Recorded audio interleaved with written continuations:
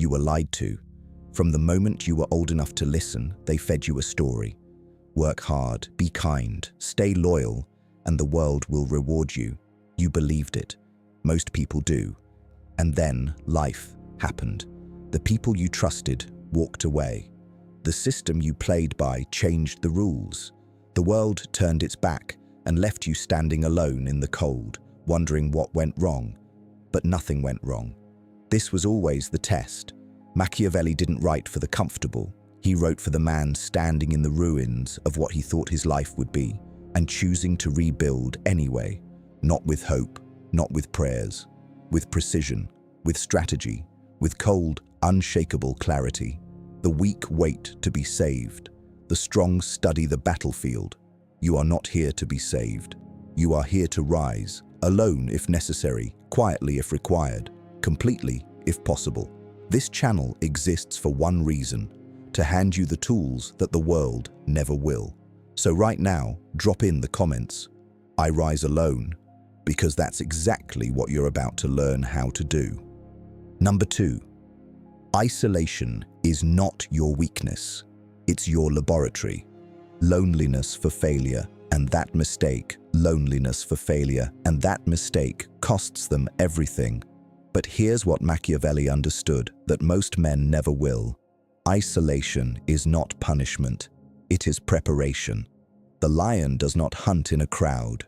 The strategist does not build his plan in the marketplace. Solitude is where your real power is forged. Quietly, without applause, without witnesses, without anyone's permission. When the world pulls away from you, it is not rejecting you. It is removing the distractions that were keeping you small. Every person who left took their noise with them.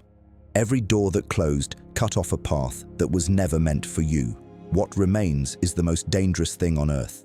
A man alone with his full attention, his unfiltered ambition, and nothing left to lose. That is not weakness. That is the beginning of something the world is completely unprepared for. Dark psychology teaches us that the most powerful individuals in history were forged not in comfort and connection, but in silence and pressure. Diamonds don't form in open air. They form under crushing weight, in complete darkness, over time. You are in that process right now. Don't run from it. Don't numb it. Sit inside it and let it sharpen you into something unrecognizable. The version of you that emerges from this isolation will not need validation, because he will have already validated himself in the hardest conditions possible. So drop in the comments right now. Pressure builds power. Say it like you mean it, because you're living it. Number 3, stop explaining yourself. Power moves in silence. The moment you feel the need to explain yourself to people who never asked for your opinion in the first place, you have already lost. This is one of the most brutal truths Machiavelli ever laid down, and most men violate it every single day. They over-explain their decisions, they justify their ambitions, they apologize for their standards, they go back to people who hurt them and offer long emotional speeches about why they deserve better, as if the person who wronged them simply forgot to care. They didn't forget, they just don't. And no amount of explaining will ever manufacture respect in someone who has already decided you don't deserve it. This is where dark psychology separates the powerful from the powerless. Weak men seek understanding, strong men seek results. There is a profound difference between the two, and that difference shows up in every area of life, from business to relationships to the way you carry yourself when nobody is watching. When you stop explaining, something shifts. People sense it. They can't quite name it, but they feel it. A quiet, unmovable energy that doesn't bend toward their approval or flinch under their judgment. That energy is what Machiavelli called virtù, not virtue in the soft, moral sense, but raw, disciplined, strategic force. The force of a man who knows exactly who he is and wastes zero words convincing others of it. Every explanation you withhold becomes a wall they cannot climb. Every silence you hold becomes a mystery they cannot solve. And in a world built on noise, the man who speaks only when it matters becomes the most powerful presence in any room he enters. You don't owe the world your reasoning. You owe it your results. So from this moment forward, let your actions do the talking and let your silence do the warning. Type in the comments right now, "My silence is my power," and mean every single word of it. Number 4, betrayal is a gift. Learn to unwrap it. Every man who has ever risen to real power has a betrayal story, not a minor disappointment, a full, devastating, gut-punch betrayal. A friend who exposed your secrets, a partner who left at your lowest point, a colleague who took your ideas and claimed them as their own, a family member who smiled to your face and whispered against you in the dark. And when it happened, it broke something inside you, or at least it felt that way. But here is the cold, Machiavellian truth that most people are too emotionally compromised to accept. Betrayal is not a wound, it is the education, the most expensive education you will ever receive, and the most valuable. Because before the betrayal, you were operating on assumption. You assumed loyalty existed where it didn't. You assumed people shared your values because they shared your table. You assumed that your investment in someone guaranteed their investment in you. Betrayal burns all of those assumptions to the ground, and what's left is something far more powerful than trust. What's left is clarity. Machiavelli wrote that a wise man must always rely on himself alone and never depend on the goodwill of others, because goodwill is borrowed currency that evaporates the moment circumstances change. The people who betrayed you didn't break your future. They broke your illusions, and your illusions were the only things standing between you and your real power. Dark psychology teaches us that emotionally intelligent predators, the ones who move through the world with surgical precision, are almost always people who were once deeply betrayed and chose to study the experience rather than simply survive it. They learned how loyalty is performed versus how it is felt. They learned how to read the gap between what people say and what people do. They learned that most humans operate from self-interest dressed in the costume of affection. And once you see that, you cannot unsee it. That knowledge does not make you bitter. It makes you better. It makes you precise. It makes you impossible to fool twice. So instead of grieving the people who showed you their true face, thank them.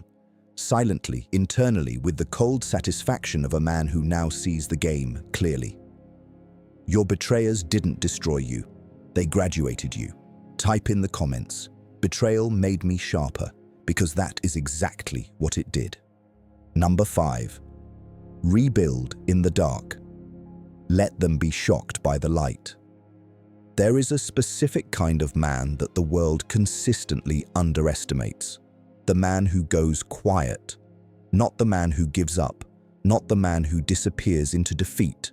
But the man who deliberately withdraws from the noise, lowers his visibility, and begins rebuilding himself in complete silence while everyone around him assumes he is finished. This is not weakness. This is the most sophisticated strategic move a human being can make. And Machiavelli understood it with terrifying clarity. He wrote that the wise man does not reveal his full hand until the moment it can no longer be countered. Most men, when they are knocked down, make the fatal mistake of broadcasting their pain. They post about it, they talk about it, they seek sympathy from the very social circles that are quietly watching them fail with satisfaction hidden behind concerned expressions. They hand their enemies a live map of their vulnerabilities and then wonder why recovery feels impossible. The man who rises alone does the opposite. He disappears. He stops performing his struggle for an audience. He closes the curtains on his reconstruction and works in the dark with the focused, obsessive energy of someone who has absolutely nothing left to prove to the outside world, only everything to prove to himself. And while he works, the world forgets about him. People move on. They find new subjects to discuss, new failures to observe, new dramas to consume. And that forgetting is not an insult, it is a gift. Because in that forgotten space, in that underestimated silence, the real transformation happens without interference, without unsolicited opinions, without the psychological weight of being watched and judged at every stage of an incomplete process. Dark psychology is precise on this point. The most dangerous transformations are the ones nobody sees coming. When a man rebuilds in secret, he controls the narrative entirely. He decides when the world sees the result. He chooses the moment of revelation, and when that moment arrives, when he steps back into the light, having shed everything that was holding him back and having built everything that was always waiting inside him, the shock on people's faces is not just satisfying, it is confirmation. Confirmation that the path he chose, the lonely, quiet, disciplined path of rebuilding alone, was the only path that was ever going to produce something real. The world will always celebrate the arrival. It will never understand the journey. And that is exactly how it should be, because the journey was never meant for them. It was meant for you. So drop in the comments right now. I build in silence, I arrive in power. Type it and own it completely. Number 6. Cut the dead weight. Not every bond deserves your loyalty. One of the most painful and most necessary acts of power a man can perform is the deliberate, conscious, unapologetic decision to cut people out of his life. Not in anger, not in retaliation, but in cold, strategic clarity. Most men never do this. They carry dead relationships like anchors, dragging the weight of people who stopped adding value years ago, out of habit, out of guilt, out of a misplaced sense of loyalty that was never equally returned. They keep friends who secretly celebrate their failures. They maintain connections with people whose energy drains them every single time they interact. They hold on to partners who long ago stopped believing in them, staying not out of love but out of fear of the emptiness that cutting the cord might leave behind. And in doing so, they sacrifice their trajectory on the altar of comfort and call it loyalty when it is actually nothing more than fear dressed in noble clothing. Machiavelli was ruthlessly clear on this. A prince who surrounds himself with the wrong people is already defeated before the battle begins. The people in your inner circle are not just companions. They are architects of your reality. Their beliefs about what is possible bleed into your own. Their ceiling becomes your ceiling. Their mediocrity normalizes yours. Their stagnation slows your momentum in ways so subtle you don't even feel it happening until you look up one day and realize you have been standing still for years, surrounded by people who are perfectly comfortable with exactly that.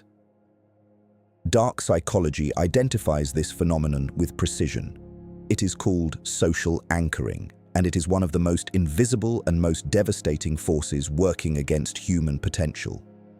The people closest to you set the gravitational pull of your life. If their gravity is low, it costs you enormous energy just to maintain altitude, let alone climb. And here is the part that nobody wants to say out loud. Some of the people holding you back are not bad people. They are simply not your people. Not for this chapter, not for the version of yourself you are fighting to become. Cutting them is not cruelty. It is not arrogance. It is the quiet, responsible act of a man who has finally decided to take his own potential seriously enough to protect it. The process is not loud. You do not owe anyone a dramatic exit or a detailed explanation of why they no longer belong in your world. You simply begin to redirect your energy. You become less available. You invest your time and attention with surgical precision into the people and pursuits that are genuinely aligned with where you are going, not where you have been. Over time, the distance creates itself, naturally, cleanly, without the messiness of confrontation. And the people worth keeping will close that distance on their own, because real bonds are not threatened by a man leveling up. They are strengthened by it. Only the insecure, the envious, and the stagnant fall away when you begin to rise. Let them fall, wish them well from a distance, and keep moving forward with the lean, loyal, high-caliber circle that your next level actually demands. Type in the comments right now, I protect my energy like I protect my future, because from this point forward, that is exactly what you do. Number 7. Master your emotions. The man who feels nothing fears nothing. The single most exploited vulnerability in any human being is not their finances, not their reputation, not their physical strength. It is their emotions.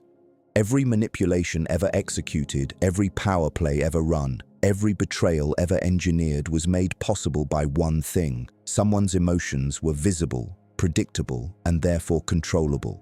The moment another person can read your emotional state with accuracy, they possess a map to your interior world. And a map in the wrong hands is not information, it is a weapon.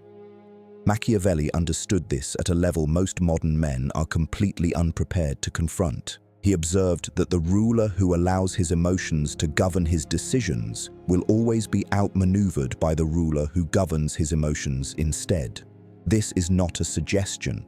This is the foundational law of power. And every man who has ever been humiliated, manipulated, or destroyed by another person violated it, often without even realizing the game was being played.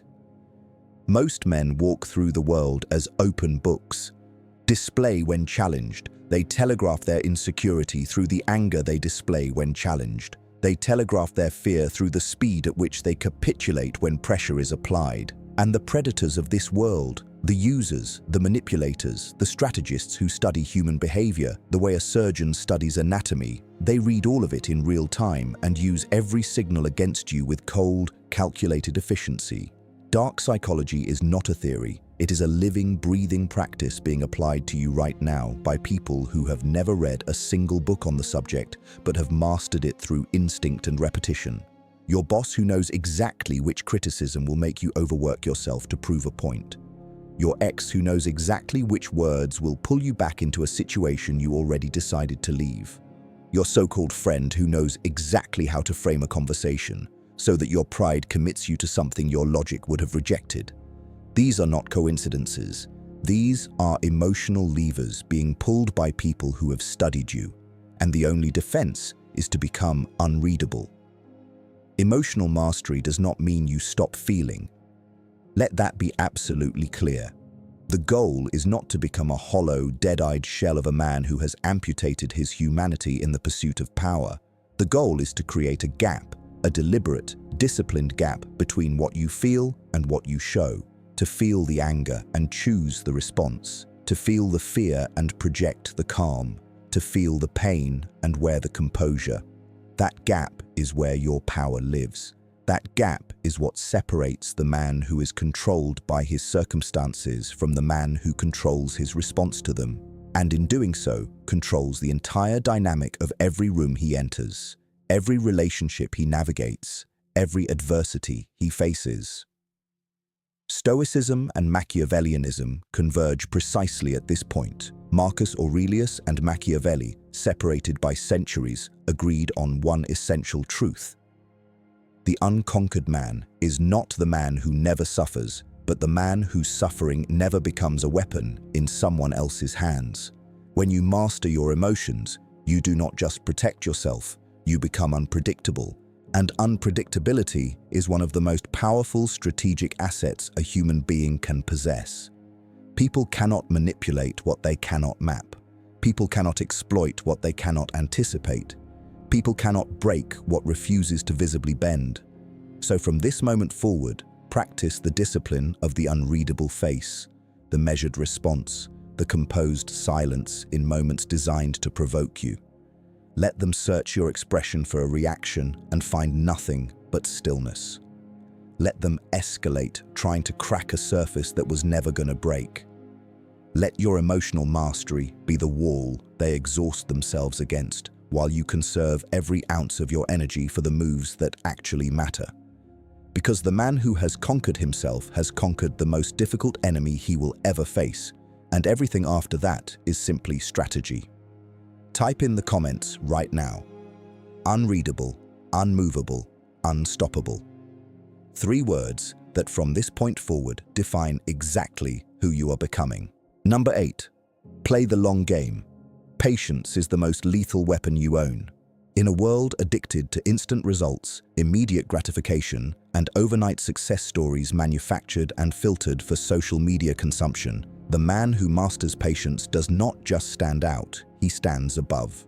Completely, categorically, unmistakably above every reactive, impulsive, short-sighted competitor who has ever mistaken speed for strategy. Machiavelli wrote that the one who adapts his policy to the times will prosper, and the one who does not will not. And embedded within that observation is a truth so profound that most men walk past it without ever stopping to understand what it actually demands of them. It demands time. It demands the ability to sit inside discomfort without forcing a premature resolution. It demands the discipline to watch an opportunity develop at its own pace without reaching for it too early and collapsing the entire structure through impatience. It demands, above all else, the psychological maturity to play a game whose rewards are invisible in the short term and absolutely devastating in the long term. Devastating to your enemies, devastating to your doubters, devastating to every person who looked at your silence and your stillness and mistook it for stagnation. The long game is not passive. Let that be understood with complete clarity. Patience is not the absence of action. It is the discipline of precise action at the precise moment, rather than desperate action at the wrong moment, driven by the unbearable pressure of wanting things to move faster than the situation allows. The man who acts from impatience hands his power to circumstances. The man who acts from patience hands circumstances to his power. That is not a small distinction. That is the entire difference between a life spent reacting and a life spent deciding. Dark psychology reveals that the most effective and most feared operators in any domain, business, politics, social dynamics, personal reinvention, share one trait above almost all others, and it is not intelligence, it is not charisma, it is not even ruthlessness. It is the ability to wait, to gather information while appearing idle, to build leverage while appearing inactive, to allow an adversary to overextend, overcommit, and overexpose themselves while you conserve your energy, sharpen your strategy, and choose your moment with the cold precision of a man who has already decided how this ends. Most people will never develop this capacity because it requires them to tolerate something deeply uncomfortable, the appearance of losing while actually winning. When you go quiet, people assume you are beaten. When you stop chasing, people assume you have given up. When you withdraw from the competition, people assume you are never a real competitor to begin with. And every single one of those assumptions works in your favor because the man who is underestimated operates without resistance. There are no defenses raised against a threat that has not been recognized. There are no counter moves deployed against a strategy that has not been detected. The predator that the prey never sees coming is the one that never misses. This is precisely why Machiavelli's most dangerous princes were never the loudest ones in the room. They were the ones in the corner, watching, calculating, building, waiting for the single moment when the entire weight of their accumulated patience could be released with surgical, irreversible precision. Think about every area of your life right now where impatience has cost you. The relationship you forced before it was ready and watched collapse under the pressure of your own urgency. The business move you made too early because you could not tolerate the discomfort of preparation.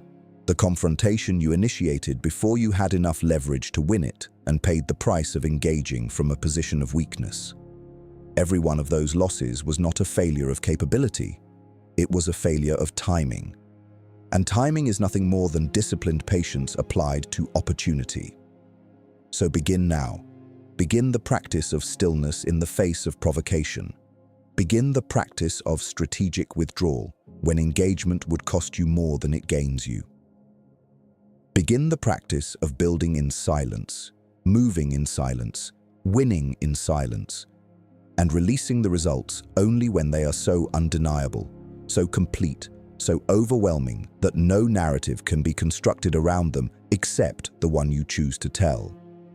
The long game is not glamorous, it does not trend, it does not generate applause in real time.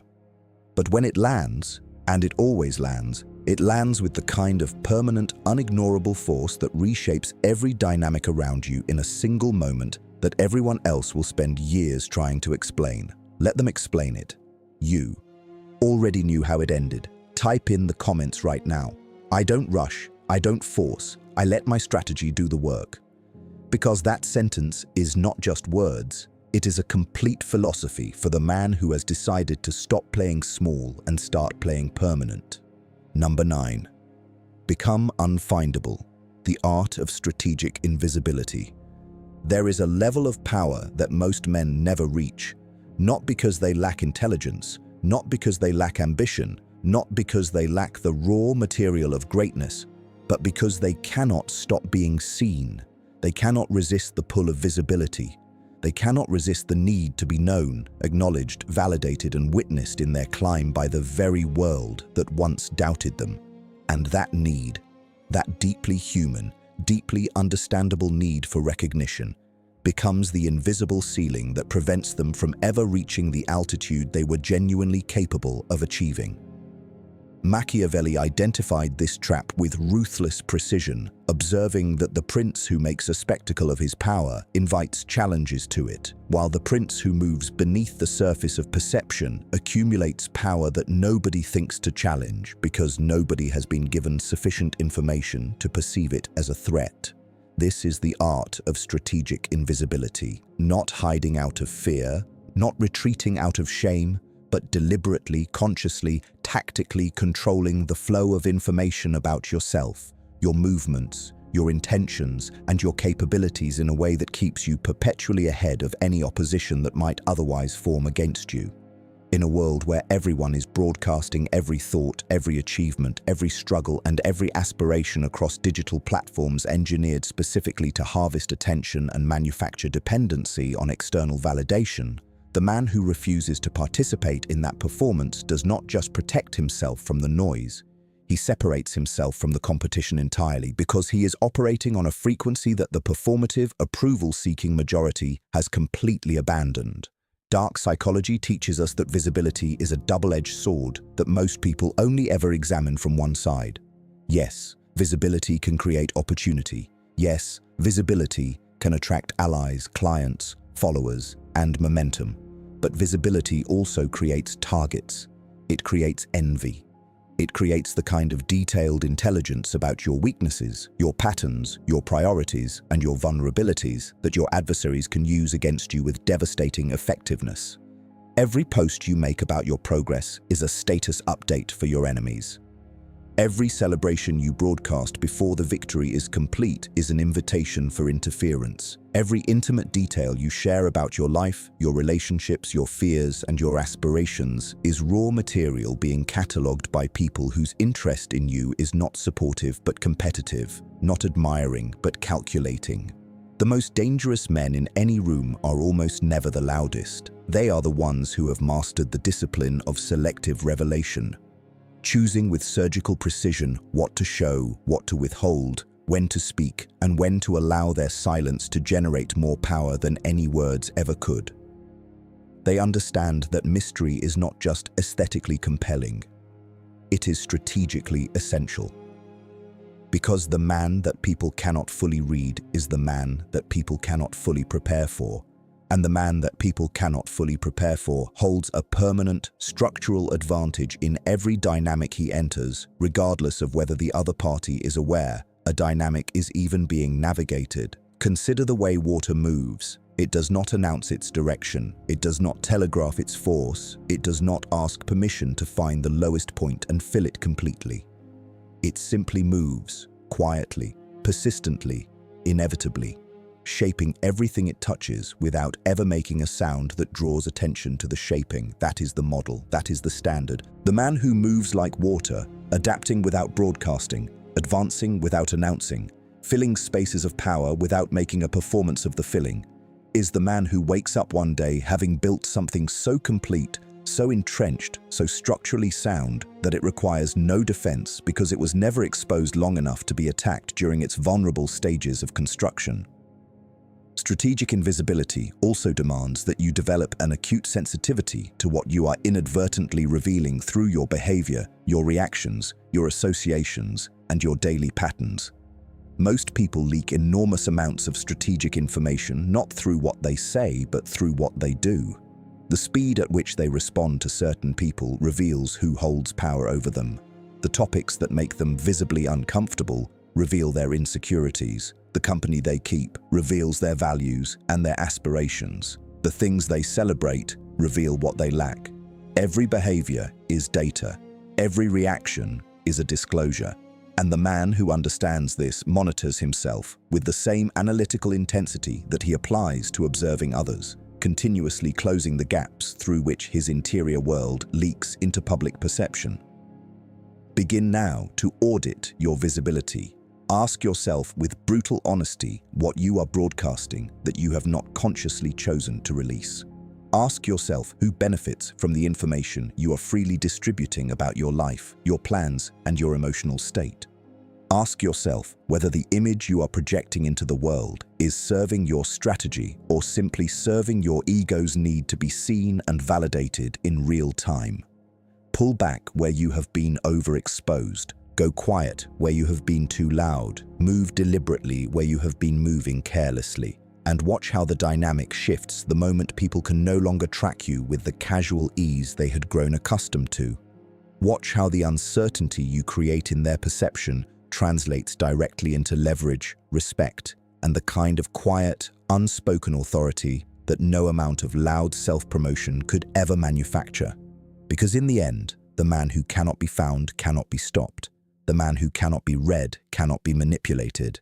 And the man who cannot be anticipated cannot be defeated. Type in the comments right now. You can't stop what you can't see. Say it, own it, and begin living it from this moment forward with every decision you make. Number 10. The man you were always meant to become. This is where it ends and where you begin. Everything covered in this monologue was not philosophy for the sake of philosophy, not theory for the sake of theory, not words designed to simply sound powerful in your earphones during your commute and then evaporate the moment you return to your ordinary routine. Every single word was a blueprint, a cold, precise, field-tested blueprint for the man who has decided, truly decided, not wished, not hoped, but decided with the full weight of his will, that he is done being shaped by a world that never had his best interests at heart to begin with. You have heard the truth about isolation and how it forges rather than breaks you. You have heard the truth about betrayal and how it educates rather than destroys you. You have heard the truth about silence and how it protects and empowers rather than diminishes you.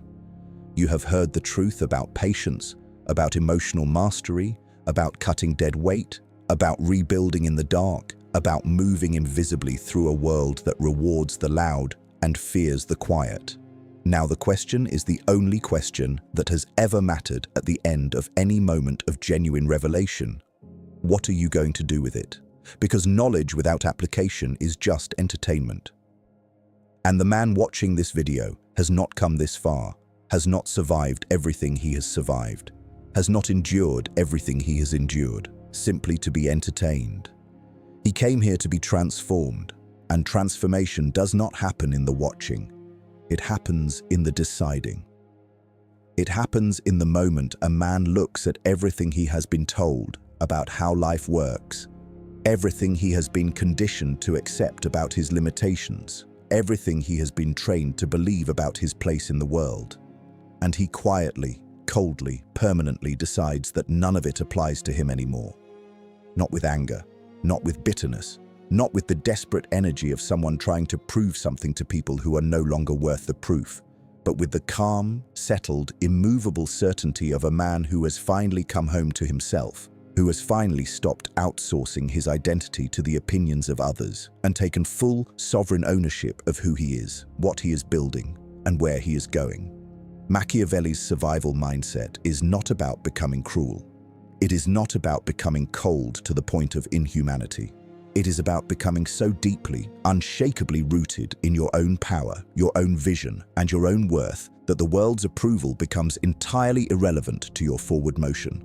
It is about rising, alone if necessary, quietly if required, completely if possible, and never again waiting for the world's permission to become the man you were always meant to be. That man is not coming. He is already here. He has been here the entire time, buried under the weight of other people's expectations, other people's limitations, and other people's definitions of what was possible for your life. Today, you unbury him. Today, you choose him. Today, you rise. Drop in the comments one final time. I rise alone. I arrive unstoppable. Type it with everything you have, because that is not just a phrase, that is a declaration of the life you are now committed to building. And if this monologue reached something real inside you, do 3 things right now. Hit that like button, subscribe to Machiavellian Mind, and turn on notifications, because what is coming next will go even deeper, and you cannot afford to miss it.